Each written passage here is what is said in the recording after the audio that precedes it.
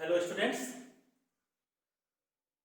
तो आज हम बात कर रहे हैं श्लेष अलंकार की। इसके पहले हमने बात की थी यमक अलंकार की।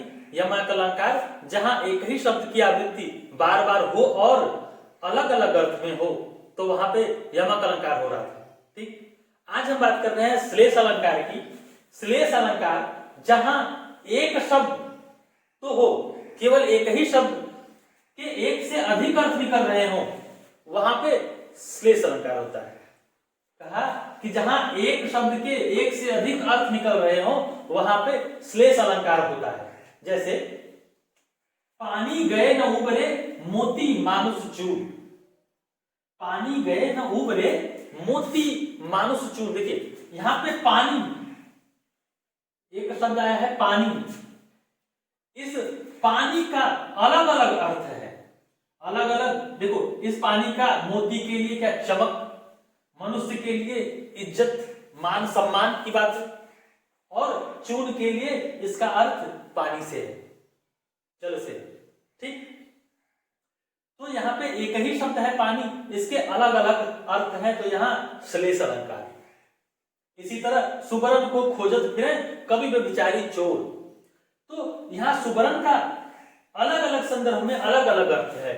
सुबरन यहाँ पे कवि के लिए सुंदर शब्द से है, व्यभिचारी के लिए सुंदर स्त्री से है या यौवन से है, और चोर के लिए सुबरन का अर्थ यहाँ सोना से है। ठीक, अब देखिए हमने पिछली बार जब यमक पढ़ रहे थे तो हमने पढ़ा था यमक दो प्रकार के। कौन कौन से? एक अभंग पद यमक और दूसरा सभंग पद यमक। इसी तरह श्लेष में भी दो प्रकार। कौन सा? अभंग पद श्लेष, दूसरा सभंग पद श्लेष। देखिए अभंग पद श्लेष, अभंग पद और सभंग पद।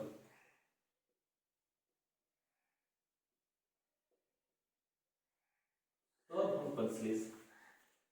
अभंग पद वही से पिछला वाला हमने पढ़ा है कि जहां जोड़ तोड़ की जरूरत न पड़े, जहां एक ही शब्द आए और उसका अलग अलग अर्थ निकले, तो वो कहलाएगा क्या? अभंग पद यमक, जहां जोड़ तोड़ की जरूरत नहीं है। ठीक, जैसे पानी है, पानी एक ही शब्द है, इसका अलग अलग अर्थ है। सुवर्ण एक ही शब्द है, इसका अलग अलग अर्थ है, तो यहाँ पे क्या हुआ?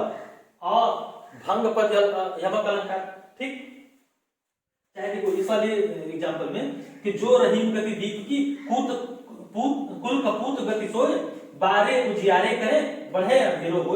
यहाँ पे जो बारे शब्द है, ठीक, इस बारे शब्द के दो अलग अलग अर्थ हैं। एक तो बचपन, बचपन, और दूसरा बारे जलाना, जलाना से। ठीक, तो एक ही शब्द है, इसके अलग अलग अर्थ हैं, तो यहाँ पे क्या हुआ? अभंग पद यमक। अब देखिए सभंग पद यमक। सभंग पद यमक का मतलब है कि जहां पे जोड़ तोड़ करके एक पद बनाया गया हो और उसके अलग कई अलग अलग अर्थ निकल रहे हो, वहां पे सभंग पद यमक। सभंग पद श्लेष, यमक नहीं श्लेष। ठीक, तो सभंग पद श्लेष हो जाएगा। जैसे को घटिए वृषभानुजा वे हलधर के वीर। देखिए तो यहाँ पे दो शब्द आए हैं, एक तो वृषभानुजा और दूसरा हलधर। वृषभानुजा का अर्थ हुआ कि वृष की बहन, मतलब बैल की बहन कौन? गाय। पहला तो देखो, एक तो इन दोनों को वृष और भानुजा को अलग अलग कर दिया, तोड़ दिया, और फिर कहा कि क्या वृष की बहन, बैल की बहन क्या कहलाएगी? गाय।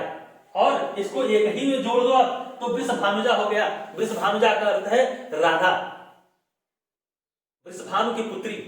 ठीक, तो राधा। इसी तरह अगर आप हलधर देखें तो हल को धारण करने वाला कौन? हल को धारण करने वाला बैल, और हलधर पूरा देखिए। ठीक है, तो इस हलधर का मतलब है बलराम। तो यहां भी क्या हुआ? इसका और इसका अलग अलग अर्थ निकल रहा है। यहाँ हलधर के वीर का पूरा का मतलब है, देखो ये पूरा ले रहे, तो हलधर के वीर का पूरा का मतलब है, हलधर मतलब बैल और के वीर मतलब भाई। तो हलधर बैल के भाई किसको कहा गया? सांड को, और हलधर बलराम के भाई कृष्ण को। तो यहाँ कृष्ण की बात कर रहे हैं या राधा की बात कर रहे हैं। फिर यहाँ गाय की बात कर सकते हो, यहाँ सांड की बात कर सकते हो। तो इसलिए यहाँ क्या होगा, सभंग पद यमक, क्योंकि जोड़ तोड़ करके यहाँ बनाया गया तो सभंग पद यमक कहलाएगा। यमक नहीं, अब श्लेष बार बार आ रहा है ना, श्लेष, सभंग पद श्लेष अलंकार। बाकी यमक मैंने पढ़ लिया है, श्लेष पढ़ लिया, अनुप्रास पढ़ लिया है, विप्सा और वक्रोक्ति एक साथ करा दूंगा, और इसके बाद हम अर्थालंकार पे चलेंगे।